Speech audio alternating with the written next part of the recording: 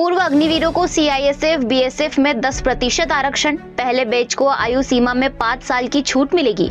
Physical test नहीं देना होगा। अग्निवीर पर केंद्र सरकार के फैसले के 2 साल बाद सीआईएसएफ और बीएसएफ ने गुरुवार को पूर्व अग्निवीरों को 10% आरक्षण देने का ऐलान किया। इसके लिए तैयारियां शुरू कर दी गई है। जल्द ही नियम लागू किए जाएंगे। बीएसएफ डीजी नितिन अग्रवाल और सीआईएसएफ डीजी नीना सिंह ने यह जानकारी दी। दरअसल 18 जून 2022 को गृह मंत्रालय ने इस संबंध में नोटिफिकेशन जारी किया था।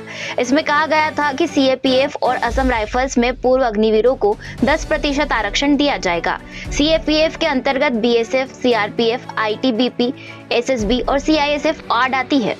सीआईएसएफ बोली, पहले बैच में 5 साल तो अगले बैच में 3 साल की छूट। सीआईएसएफ डीजी नीना सिंह ने कहा कि भविष्य में कांस्टेबलों की सभी भर्तियों में पूर्व अग्निवीरों के लिए 10% नौकरियां आरक्षित की जाएगी।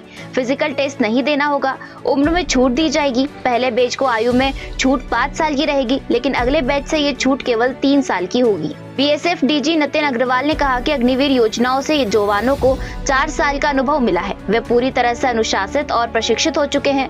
ये बीएसएफ के लिए बहुत अच्छा है। ट्रेनिंग के बाद सिलेक्टेड अग्निवीरों को सीमा पर तैनात किया जाएगा। जानिए क्या है अग्निपथ स्कीम। सरकार ने 2022 में अग्निपथ स्कीम लॉन्च की थी। इसके तहत आर्मी, नेवी और एयरफोर्स में 4 साल के लिए नौजवानों को कॉन्ट्रैक्ट पर भर्ती किया गया था। 4 साल में 6 महीने की ट्रेनिंग भी शामिल है। 4 साल बाद अग्निवीरों को उनकी कार्यक्षमता के आधार पर रेटिंग दी जाएगी।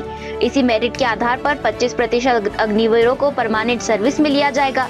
बाकी लोग वापस सिविल दुनिया में आ जाएंगे।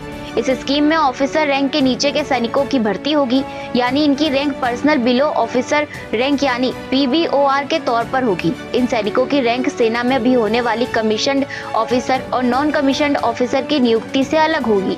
साल में 2 बार रैली के जरिए भर्ती की जाएगी। अग्निवीर बनने के लिए 17.5 साल से 21 साल का होना जरूरी है। साथ ही कम से कम 10वीं पास होना जरूरी है। 10वीं पास भर्ती होने वाले अग्निवीरों को 4 साल की सेवा पूरी करने के बाद 12वीं के समकक्ष सर्टिफिकेट दिया जाएगा।